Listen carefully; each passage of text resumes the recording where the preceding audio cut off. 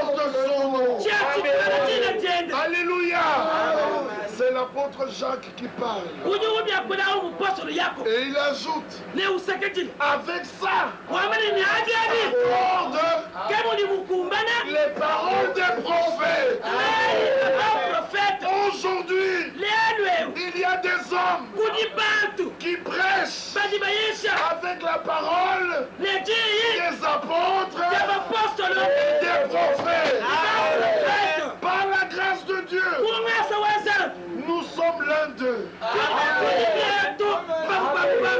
Alléluia. Nous ne sommes pas contre les croyants qui sont dans les différents groupes. Mais nous vous disons, allez à Jésus. Toute votre vie, vous avez servi une église. Et sur votre tombe on écrit, il est rentré à la maison du Père. Mais nul ne connaît le Père si ce n'est le Fils. Matthieu 11. Et nul ne connaît le Fils si ce n'est le Père et celui à qui le Fils veut le révéler. Qui est le Fils? C'est le Père manifesté en chair. Toute ta vie, tu as servi la primousse. Toute ta vie, tu as servi la scrolle. Toute ta vie, tu as servi les boîtes de nuit. Toute ta vie, tu as servi les tumbako. Et à ta mort, on écrit le fidèle serviteur de Dieu. Dieu est-il la primousse? Dieu est-il la cigarette?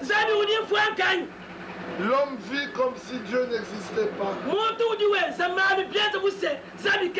Et à sa mort, il réalise que Dieu existe.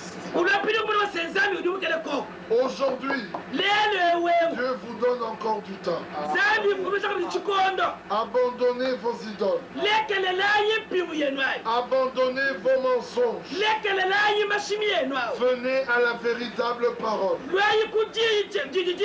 Il y a un enlèvement. Il y a un départ. Il y a une rencontre qu'on fera dans le ciel avec Jésus-Christ. Si vous voulez faire partie, la Bible dit dans Hébreu, au chapitre 11, lisez avec moi. Nous sommes au verset 5. C'est par la foi qu'Enoch fut enlevé pour qu'il ne voie point la mort. Et il ne parut plus parce que Dieu l'avait enlevé.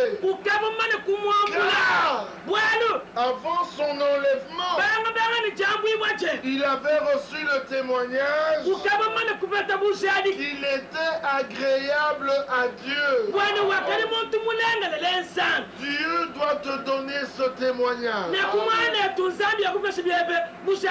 ce témoignage doit être en accord avec la parole. Jean chapitre 12. Jésus-Christ, Dieu manifesté en chair, dit au verset 47. Si quelqu'un entend mes paroles et ne les garde point, ce n'est pas moi qui le juge. Car je suis venu non pour juger le monde, mais pour sauver le monde. Celui qui me rejette et qui ne reçoit pas mes paroles à son juge. La parole que j'ai annoncée, c'est elle qui le jugera au dernier jour. Amen. Amen. Si Dieu devait juger le monde, selon l'Église catholique, tous les protestants seraient perdus.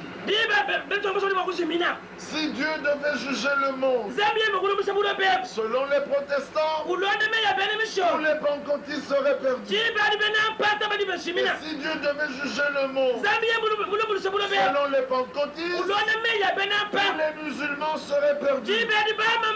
Alors Dieu est juste. Il ne va pas juger le monde d'après une église. Il va juger le monde d'après sa parole. Alors à partir d'aujourd'hui, mets-toi en règle avec la parole de Dieu.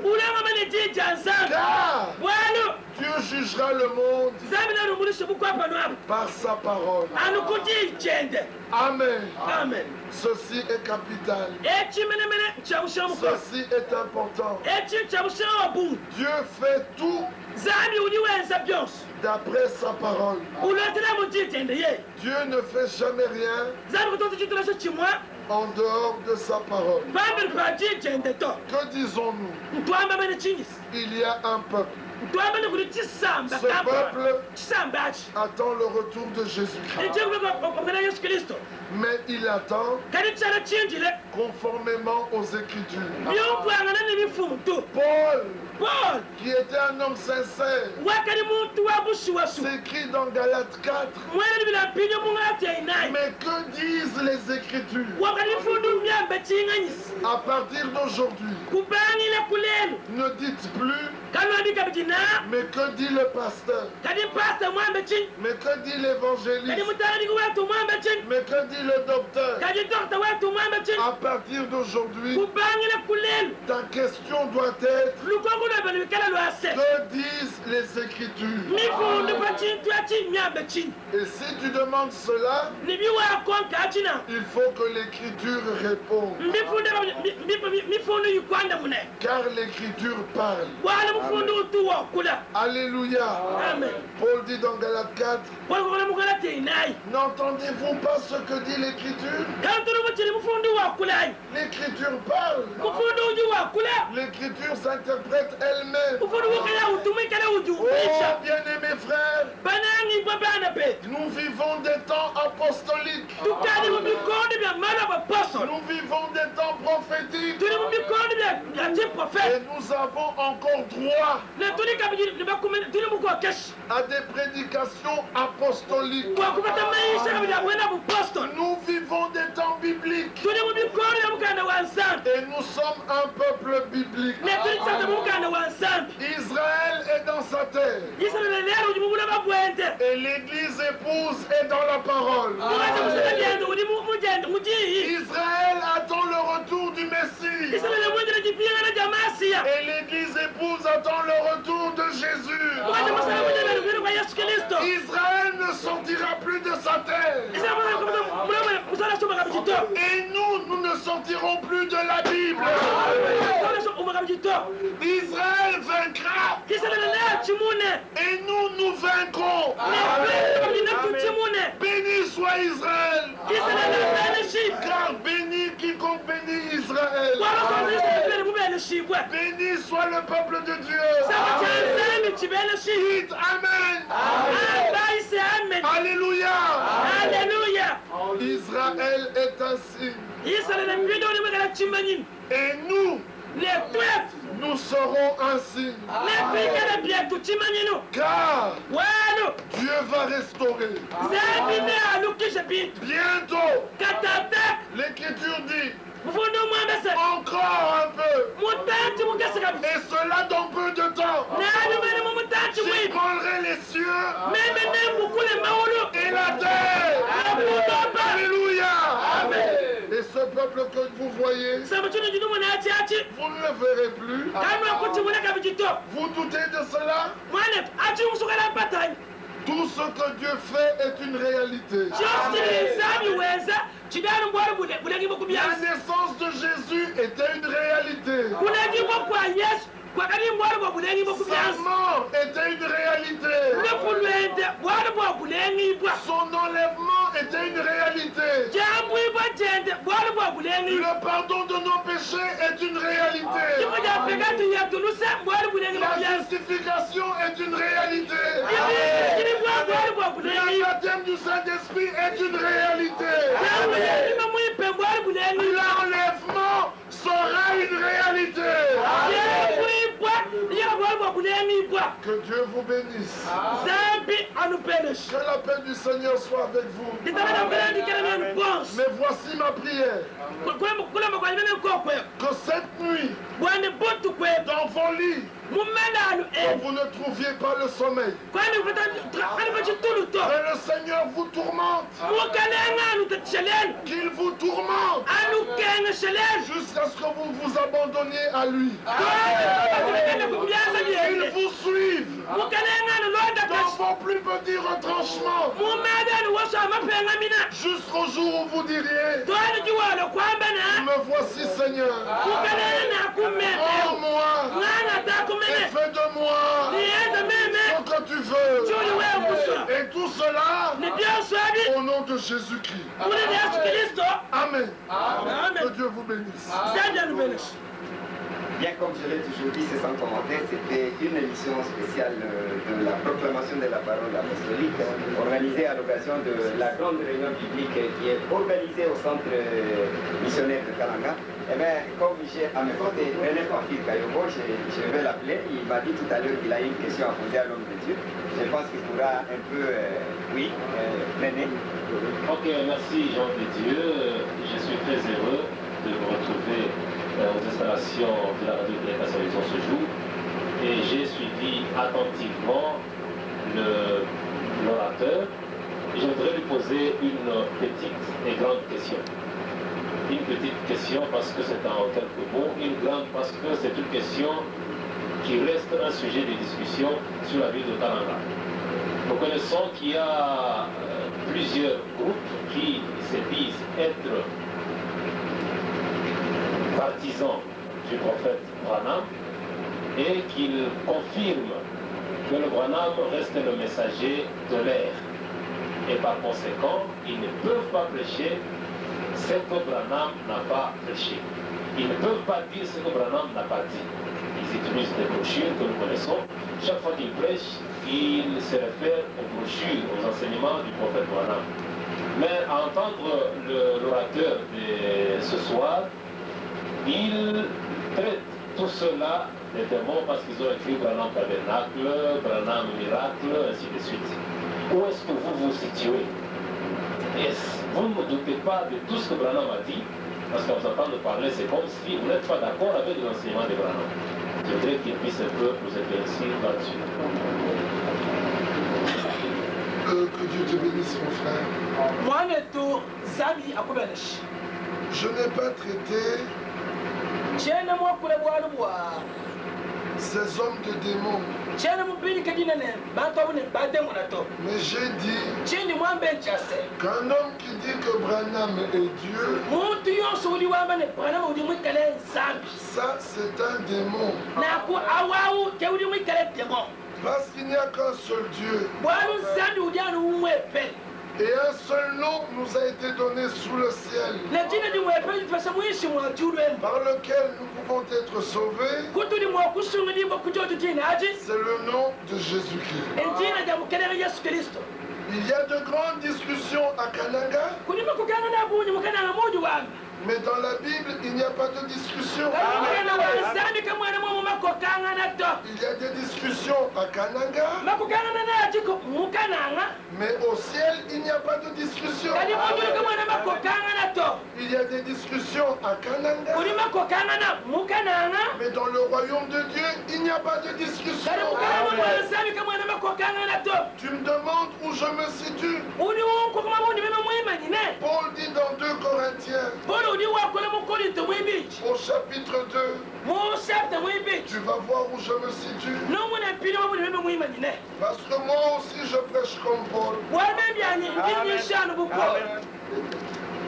Car je ne tiens pas à être maudit. 2 Corinthiens 2. Regardez. Verset 17. Car nous ne falsifions point la parole de Dieu. Comme font plusieurs. Mais c'est avec sincérité.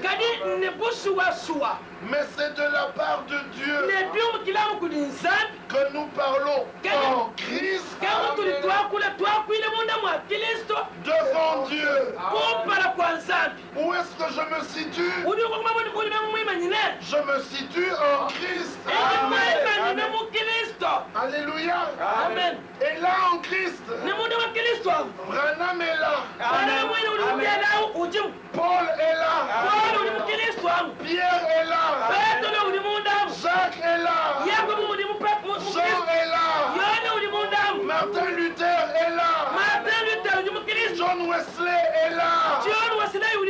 Tous les élus de Dieu sont là. Alléluia. Et est-ce que je crois ce que Branham a prêché? Voici la réponse de Branham. J'ai prêché comme Paul. Si Branham a prêché comme Paul, et que moi je prêche comme Paul, c'est que Branham et moi nous prêchons la même chose. Voici le secret. Romains chapitre 10. Romains 10. Nous sommes au verset 17. Ainsi la foi vient de ce qu'on entend, et ce qu'on entend vient de la parole de Christ. Alléluia. Amen. Mais je dis, n'ont-ils pas entendu? Au contraire, leur voix est allée par toute la terre. Ils sont plusieurs, mais il n'y a qu'une voix. Paul, Pierre, Jacques, Jean, Luther, Branham, ils sont plusieurs, mais il n'y a qu'une voix. C'est la voix du bon berger. Et le bon berger, c'est Jésus-Christ. Amen. Ainsi donc, William Branham est un vrai prophète de Dieu. Mais si un homme vous dit que Branham a prêché des choses qui ne sont pas dans la Bible, il fait de Branham un faux prophète. Alors ce n'est pas Branham qui est faux, c'est lui qui est faux. Que Dieu te bénisse. Peut-être la dernière question pour ce soir. Vous croyez, comme les autres, que Branham reste le prophète de l'ère. Est-ce en dehors de Branham, qui n'est plus vivant, Dieu peut-il susciter un autre messager? Je ne sais pas ce que croient les autres. Je ne les connais même pas. Alors je ne peux pas te dire que je crois comme eux. Mais puisque je ne les connais pas, moi je crois que William Branham est un prophète de Dieu. C'est le messager de l'âge de Laodicée. Amen. Amen. Mais je crois que Dieu est vivant. Et comme Dieu est vivant, selon Ephésiens 4, il continue à envoyer des hommes au ministère. Amen. Amen. Car Branham lui-même a dit que l'épouse a un grand ministère qui consiste en apôtre, prophète, docteur, pasteur et évangéliste. Amen. Amen. Dieu continue à envoyer des serviteurs. Mais le message de l'heure, c'est le message qui prépare l'épouse. En d'autres termes, après nous,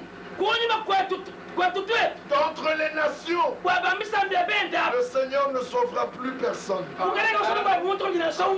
tout ce qui a un commencement a une fin. Et comme le temps de grâce a eu un commencement, le temps de grâce a une fin. Et nous sommes arrivés à la fin du temps de grâce.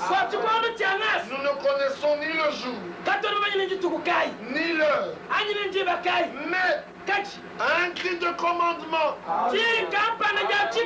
à la voix d'un archange, au son de la trompette de Dieu, le Seigneur lui-même,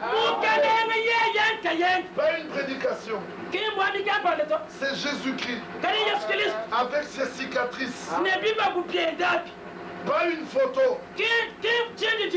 Jésus-Christ descendra du ciel. Les morts en Christ ressusciteront. Parmi eux sera Branham. Parmi eux sera Paul. Parmi eux sera Marie. Et ensemble, nous irons à la rencontre du Seigneur. Amen. Amen. Que Dieu vous bénisse. Amen. Alors, fidèles auditeurs, vous venez de suivre là l'émission spéciale de la proclamation de la parole apostolique.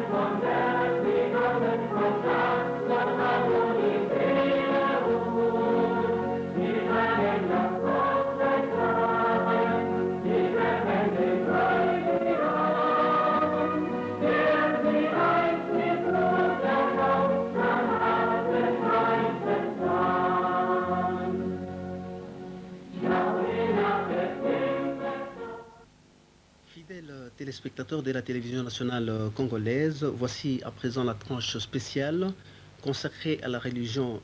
Nous recevons ce soir les éminents serviteurs de Dieu qui vont nous parler de la part de Dieu. À ma droite, nous recevons ce soir le serviteur de Dieu, le frère Étienne Janton, en provenance de l'Italie. Et à ma gauche, nous recevrons le serviteur de Dieu Badibanga, Firmin Badibanga, et à la fin, nous avons le serviteur Alexis Barillier qui vient de Suisse. Et sans toutefois tarder, nous recevons le premier serviteur du soir qui va nous parler de la part de Dieu. C'est le frère Étienne Janton. Bonsoir frère. Bonsoir frère.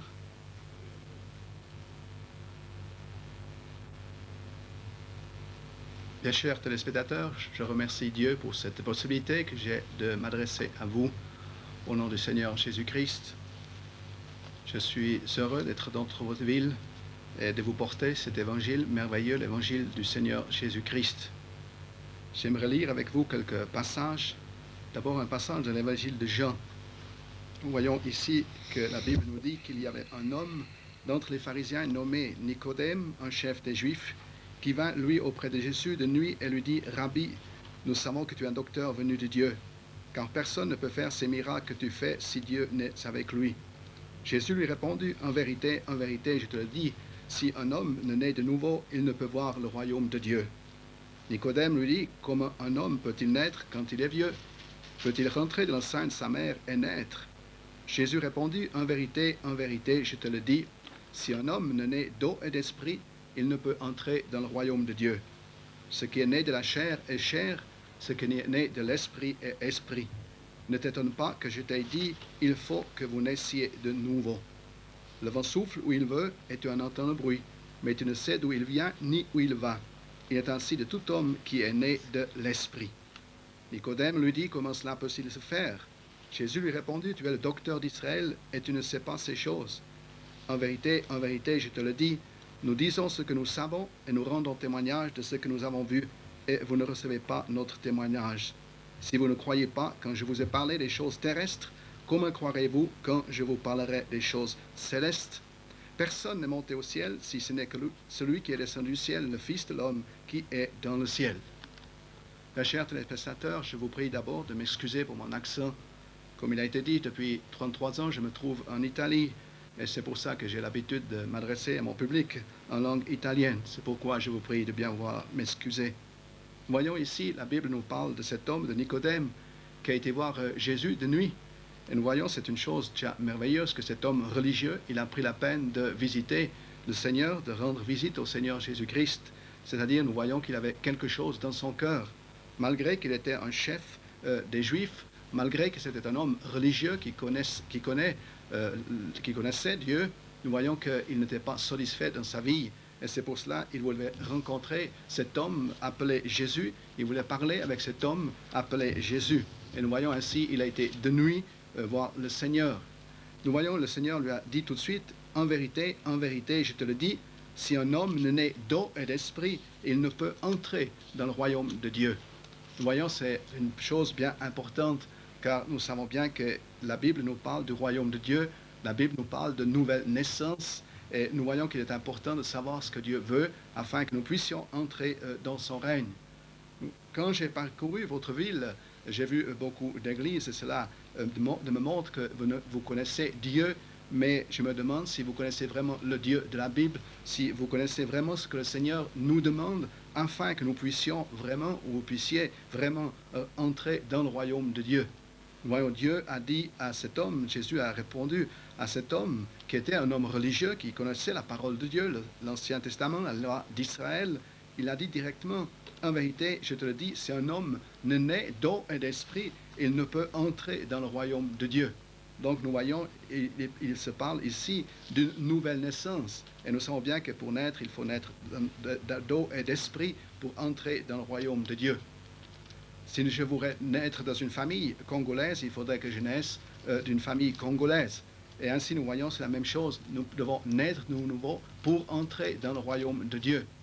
Nous savons bien que pour une naissance, il faut aussi une semence. Et la Bible nous dit que la parole de Dieu, c'est une semence. Chacun est habitué à avoir sa religion. Et nous savons bien que chacun a une religion, mais nous savons qu'une religion n'a jamais sauvé personne. Jésus n'a pas dit à cet homme, tu es religieux et tu es sauvé. Mais il lui a dit, si un homme ne naît d'eau et d'esprit, il ne peut entrer dans le royaume de Dieu.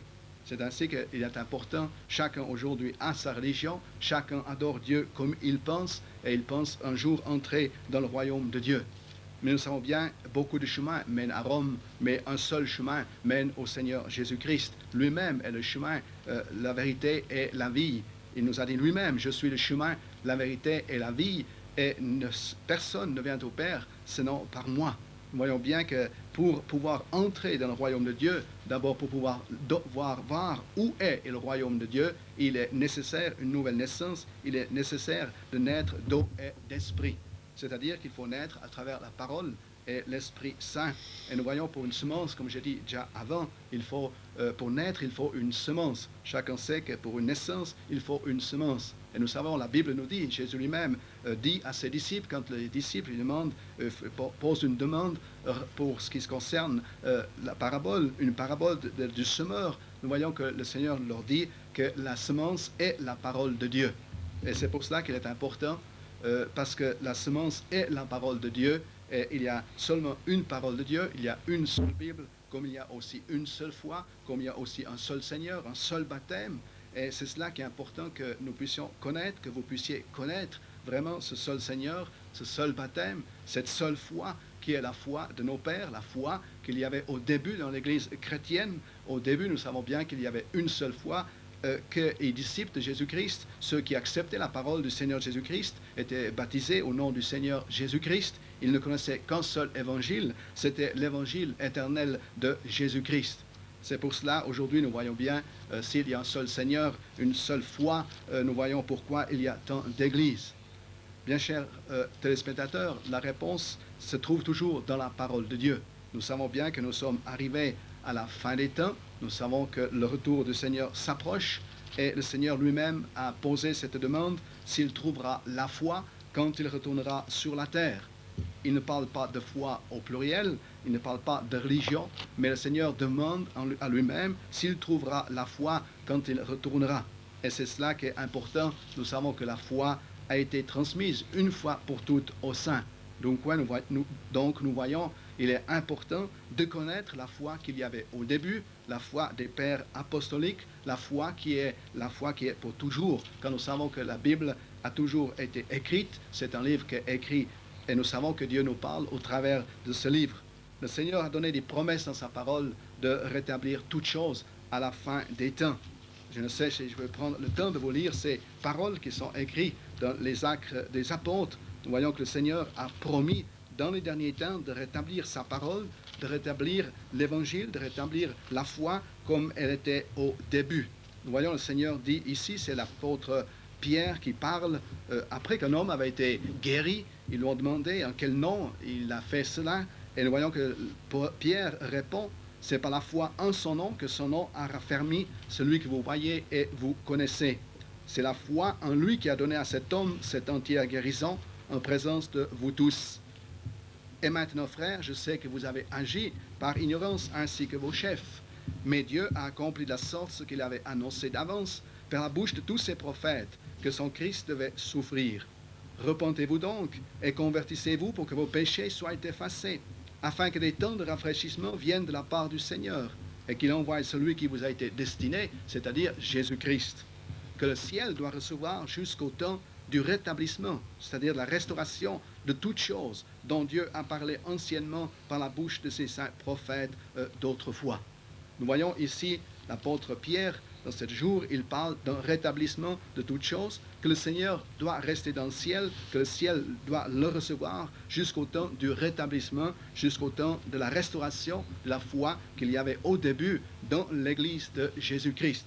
Je dis bien de la foi qu'il y avait dans l'Église de Jésus-Christ, car nous savons qu'au début, il y avait une seule Église, c'était l'Église de Jésus-Christ, qui était formée des disciples de Jésus-Christ, de ceux qui l'avaient accepté comme sauveur, comme Seigneur, et de ceux qui écoutaient sa parole et qui marchaient selon le conseil de Dieu. Et nous voyons aujourd'hui, le Seigneur nous appelle à retourner à sa parole, à retourner vraiment à ce qu'il y avait au début, comme nous avons lu ici, que Jésus-Christ doit rester dans le ciel doit le recevoir jusqu'au temps du rétablissement de toutes choses.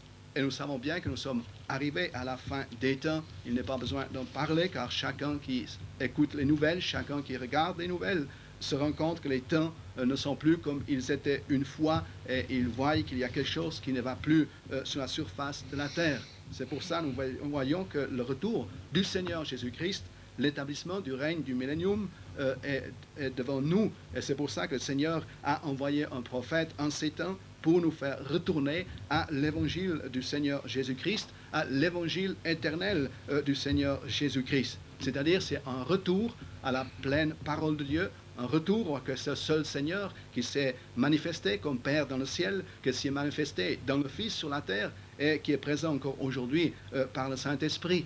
Et c'est un évangile éternel, c'est-à-dire qui n'a pas eu de début, n'a pas de fin, qui ne peut pas être transformé, qui ne peut pas être changé, mais l'évangile, et c'est encore aujourd'hui le même évangile qui vient prêcher, l'évangile du royaume de Dieu.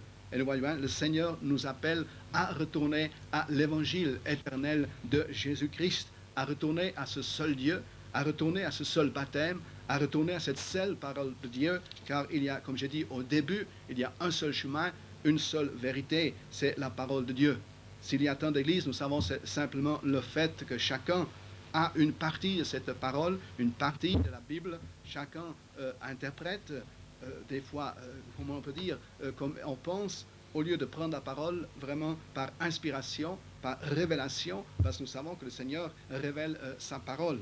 Nous le voyons cela dans le Matthieu, quand le Seigneur a demandé à ses disciples qui est le Seigneur, qui suis-je, et nous voyons qu'il a reçu diverses réponses, mais nous voyons qu'il y a un homme, c'était Pierre, et nous savons qu'il a pu répondre, il a pu, comment dirais, par révélation, il a pu savoir qui était Jésus-Christ. Et aujourd'hui, et c'est aussi par révélation que nous pouvons savoir qui est le Seigneur Jésus-Christ, que c'est Dieu manifesté dans la chair. Nous savons que Paul lui-même pouvait dire « Grand est le mystère de la piété, Dieu est manifesté dans la chair ».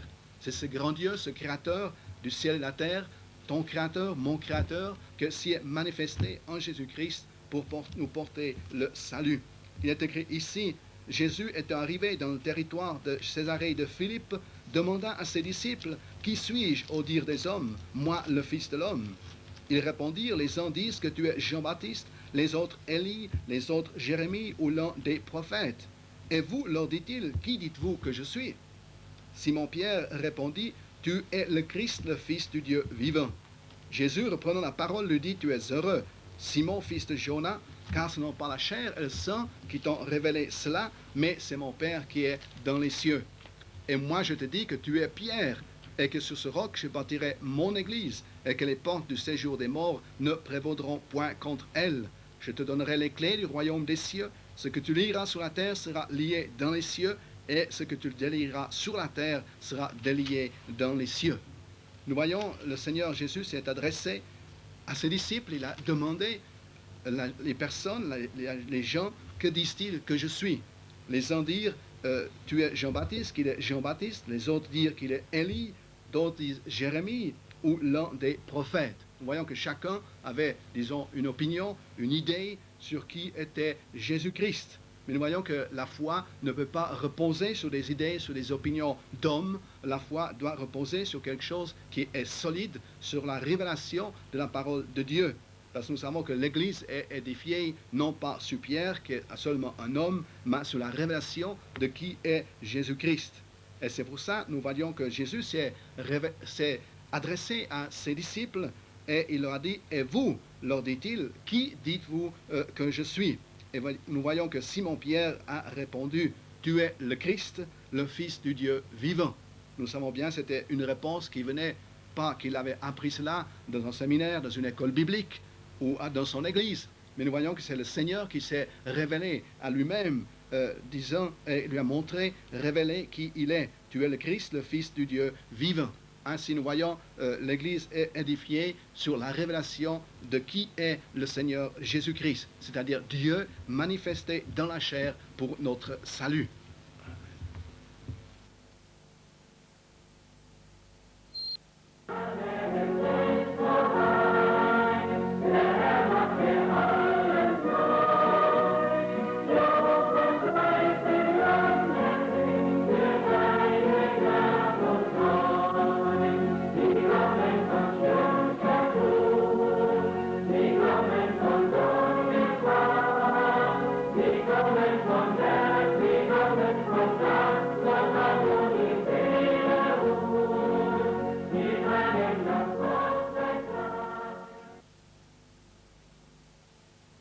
Merci, bien-aimés dans le Seigneur, pour cette parole si profonde. Nous espérons que c'est une parole qui n'a pas été prêchée dans le désert, car la parole de Dieu déclare que le peuple de Dieu périt par manque de la connaissance de la parole de Dieu, et que la parole de Dieu déclare quelque part que c'est lui qui a les oreilles pour entendre. C'est que l'Esprit prêche aux églises.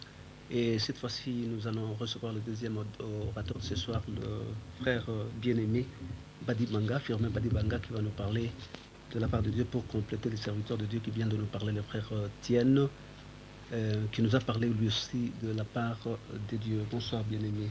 Bonsoir. Que le Seigneur vous bénisse tous. Amen. En fait, ce que le frère Étienne, notre frère Étienne vient de dire est capital. parce qu'il est important que nous puissions comprendre les voies de Dieu. Dans le passage que notre frère avait pris dans Jean au chapitre 3, nous voyons quelque chose de frappant et qui est toujours d'actualité.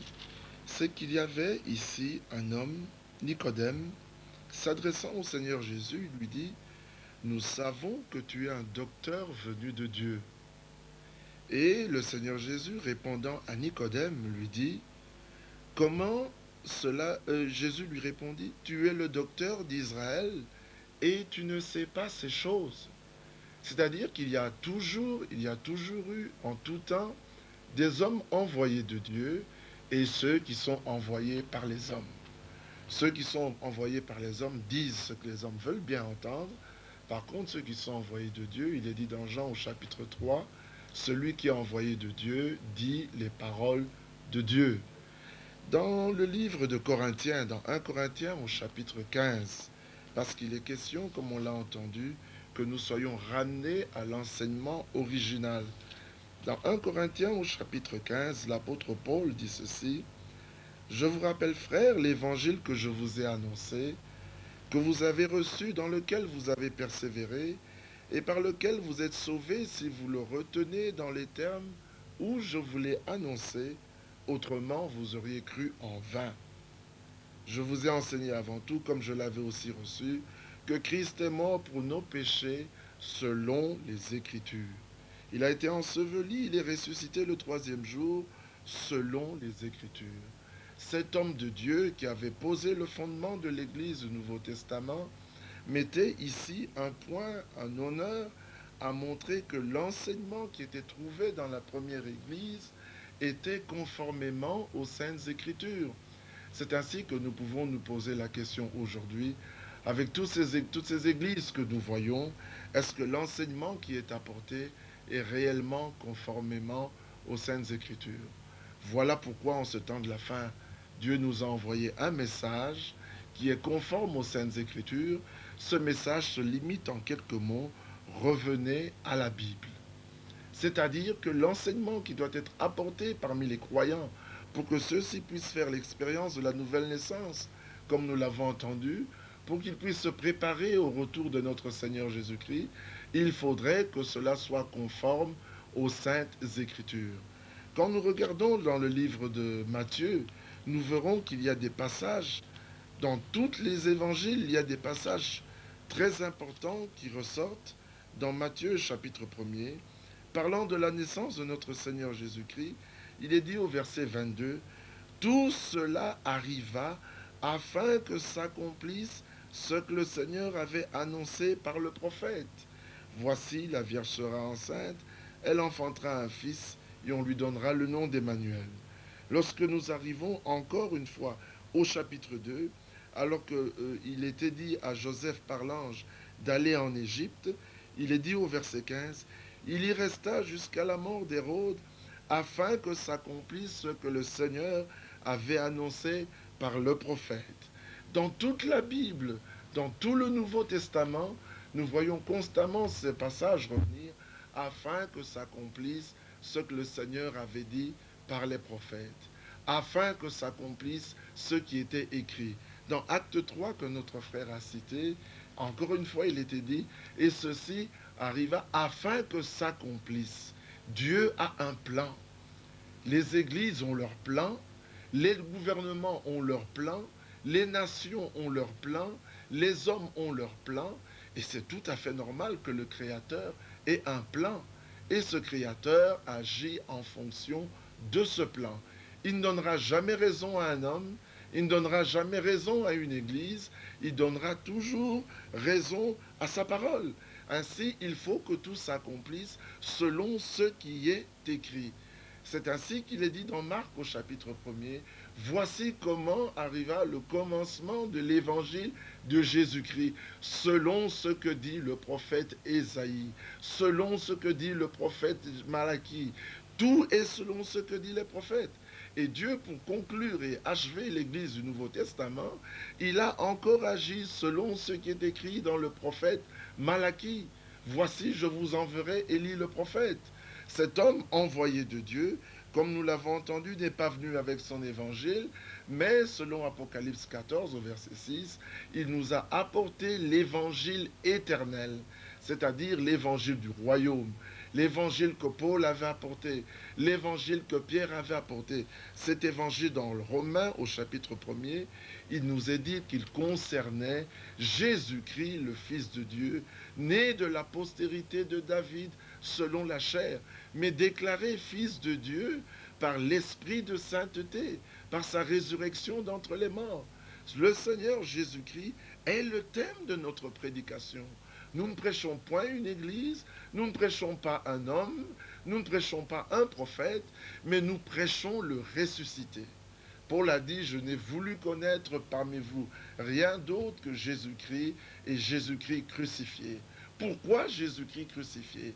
Parce que Dieu a tant aimé le monde qu'il a donné son Fils unique, le seul Fils engendré, afin que quiconque croit en lui ne périsse point, mais qu'il ait la vie éternelle.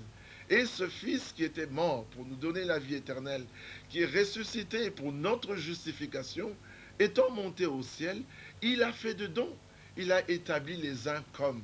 Aujourd'hui, les hommes disent, nous avons Christ et cela nous suffit. Mais si nous avons Christ, Christ a établi des ministères dans l'Église. On ne peut pas renier un seul passage des Saintes Écritures. Aujourd'hui, partout, on entend parler d'évangélistes, on entend parler des docteurs, maintenant on voit apparaître des apôtres, mais le Seigneur a donné les 5 ministères dans son Église. Et l'apôtre Paul pouvait dire, moi, Paul, serviteur de Jésus-Christ. Un pasteur d'une église annoncera ce que son église dit. Un prêtre annoncera ce que l'église catholique dit. Tout homme enseigne ce que son église dit. Et l'homme envoyé de Dieu dit ce que Dieu veut. Que ce que Dieu veut pour nous en ce jour, c'est que nous puissions nous préparer au retour de notre Seigneur. Mais aussi vrai que Jésus-Christ est né, qu'il est mort, qu'il a enseigné, qu'il est ressuscité, qu'il est monté au ciel selon les Écritures, il reviendra conformément aux Écritures. Et seuls ceux qui se préparent à sa rencontre selon les Écritures seront trouvés prêts. Si vous vous préparez selon une église, vous trouverez votre récompense auprès de cette église. Mais si vous vous préparez selon les Écritures, alors là, la récompense vous sera donnée par le Seigneur. Parce qu'il a dit, à la fin de chaque âge de l'Église, que celui qui a des oreilles, qu'il entende ce que l'Esprit dit aux églises. Jésus-Christ est le même hier, aujourd'hui et éternellement. Cela ne veut pas simplement dire qu'il fait des miracles, cela ne veut pas simplement dire qu'il continue à ressusciter des morts ou à donner la vie, mais il continue à agir sur la base de l'Écriture.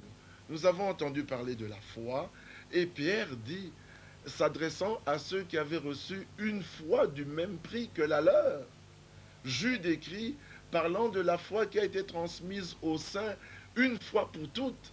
Et Paul nous dit que cette foi-là vient de ce qu'on entend de la parole et de la parole de Christ.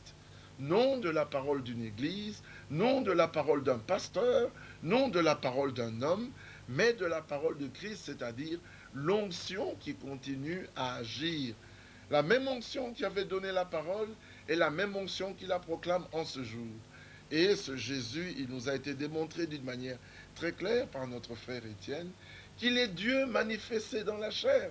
Ce n'est pas une deuxième personne, ce n'est pas une troisième personne, ou un fils qui a existé de toute éternité, mais l'Écriture dit clairement que « Et toi, Bethléem Ephrata, tu es certes la plus petite d'entre les villes de Juda, mais c'est de toi que sortira. » Mais sortira qui?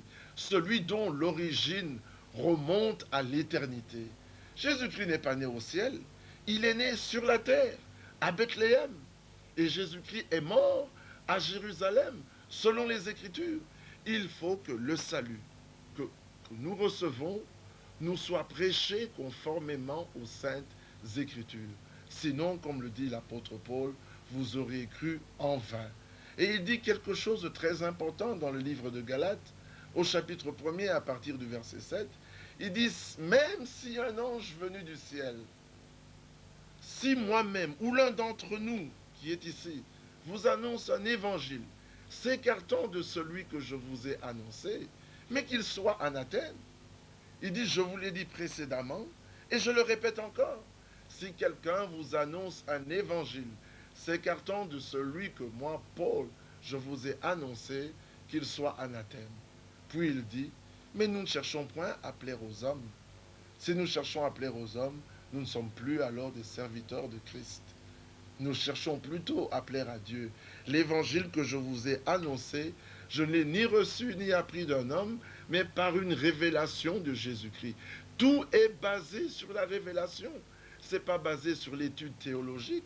Ce n'est pas basé sur les études bibliques. Ce n'est pas basé sur la dévotion. C'est basé sur la révélation. Je te loue, Père, créateur du ciel et de la terre, de ce que tu as caché ces choses aux sages et aux intelligents, et de ce que tu les as révélés aux enfants. Je te loue de ce que tu l'as voulu ainsi. Il y a donc un Dieu de vérité, nous le voyons dans Ésaïe au chapitre 65, et ce Dieu de vérité, il a un esprit de vérité. Ça, c'est dans Jean 16. Il a dit, je vous enverrai le consolateur, l'esprit de vérité. Lorsqu'il viendra, il vous conduira dans toute la vérité. Et la vérité, il a dit dans Jean 17, 17, sanctifie-les par ta vérité, ta parole est la vérité. Il y a un passage clé, c'est dans Daniel, dans le chapitre 10, je crois que c'est au verset 21, un ange envoyé de Dieu apparaît à ce prophète de Dieu et il lui dit, je suis venu maintenant pour te montrer ce qui est écrit dans le livre de la vérité. Il n'y a qu'un seul livre, c'est la Bible. Tout enseignement qui est contraire à ce livre est un enseignement diabolique. C'est triste de le dire, mais aujourd'hui, la plupart des enseignements qui sont apportés n'ont rien à voir avec ceux qui étaient trouvés dans l'église qui se trouvait à Jérusalem. La parole n'est pas sortie de Rome, la parole n'est pas sortie des États-Unis, la parole n'est pas venue d'Europe, mais l'Écriture dit que la parole est sortie de Jérusalem. Si nous devons retourner à un modèle, nous devons rentrer au modèle biblique, à celui qui était à Jérusalem. Il faut que nous puissions apporter la même prédication, le même baptême, le même enseignement, les mêmes pratiques, parce que le Seigneur a dit, comme on l'a entendu dans Acte 3, il faut que Jésus-Christ soit retenu au ciel jusqu'au temps du rétablissement de toutes choses. Donc aujourd'hui, c'est le même problème. Il y a des hommes envoyés de Dieu et des hommes envoyés par les églises. Ceux qui sont envoyés par les églises disent ce que leurs églises disent. C'est ainsi que nous avons différentes foi, différents types de prédications. Chacun vient selon ce qu'il a reçu dans son église. Mais dans Matthieu 13, au chapitre 51, Jésus-Christ a dit à ses disciples, « Avez-vous bien compris toutes ces choses ?» Ils répondirent, « Oui, maître. » Il dit, « C'est vrai. Un scribe enseigné en ce qui concerne les choses du royaume. Il y a des hommes qui sont enseignés du ciel. Ceux-là, ils reconnaissent les voies de Dieu. Et les voies de Dieu, c'est qu'il enverra toujours un homme. Dans Jean, dans le livre d'Apocalypse, je veux dire, il a envoyé la parole à l'apôtre Jean. Mais c'était afin de révéler à ses serviteurs les choses qui devaient arriver. Dieu ne révèle pas sa parole à un groupe d'hommes. Il révèle à un qui parle, et quand celui-là parle, les autres reçoivent la révélation. Ainsi, il y eut un homme envoyé de Dieu. Son nom était Jean. Il n'était pas la lumière, mais il était venu pour rendre témoignage à la lumière, afin que tous crussent par lui. C'est la voix de Dieu, ça ne changera pas. Dans cet âge, il a envoyé un prophète. Nous ne glorifions pas l'homme, nous glorifions le Seigneur qui est le même et qui ne change pas. Et cet homme a dit une chose très claire et très précise, mon absolu, c'est la Bible. Et mon enseignement se limite en quelques mots, revenez à la Bible. Nous sommes revenus à l'enseignement original, à l'enseignement des apôtres, nos pères apostoliques. C'est ainsi que nous pouvons prêcher le seul vrai Dieu. Le premier commandement est, écoute, ô Israël, le Seigneur ton Dieu est l'unique Seigneur. Tu l'aimeras de tout ton cœur, de toute ton âme, de toute ta force et de toutes tes pensées. Et ensuite, il ajoute le second commandement, qui est semblable au premier. Tu aimeras ton prochain comme toi-même. il est impossible d'accomplir le second si on n'a pas accompli le premier. Il est impossible d'accomplir le premier si le Seigneur ne t'a pas révélé cela. Et comment le Seigneur peut-il te le révéler? Il faut que la parole te soit apportée.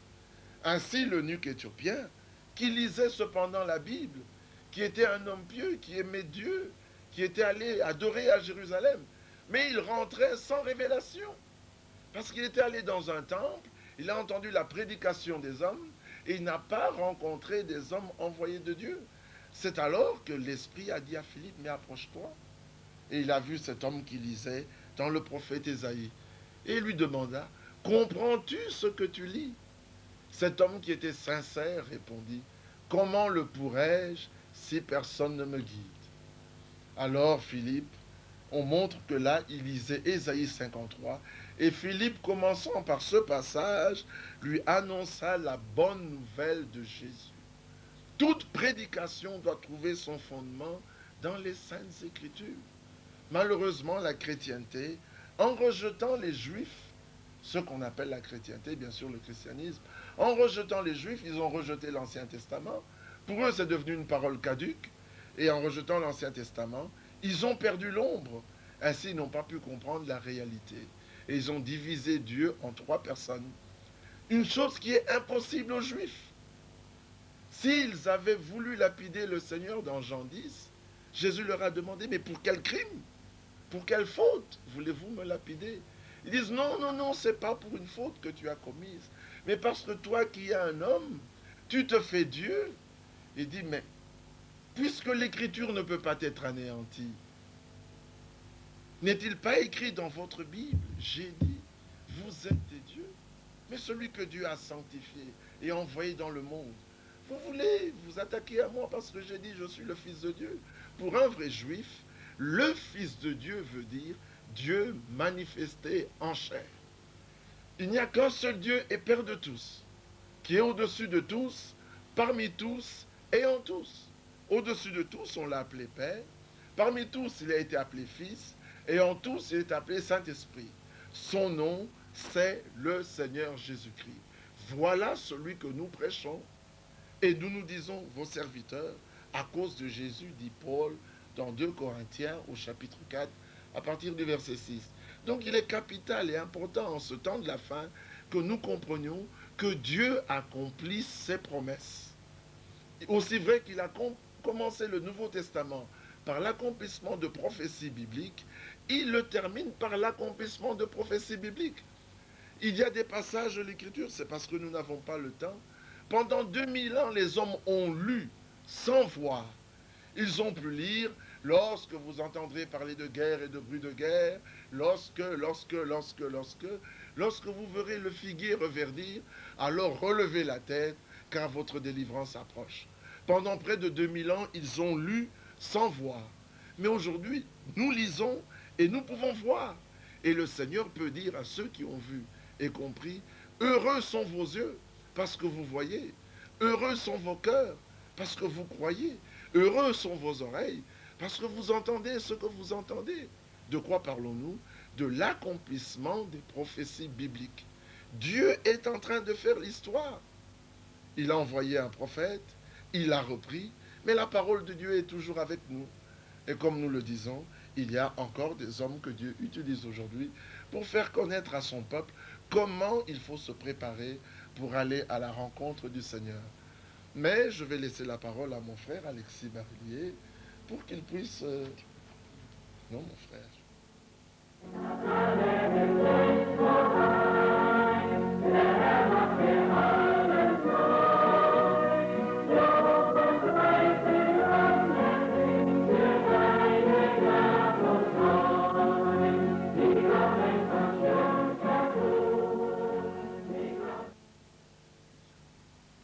Merci bien, chers fidèles téléspectateurs. Nous espérons que vous êtes branchés sur cette parole de Dieu, un puissant message qui vous parvienne dans vos maisons. Et nous espérons que chacun d'entre nous en a tiré sa part.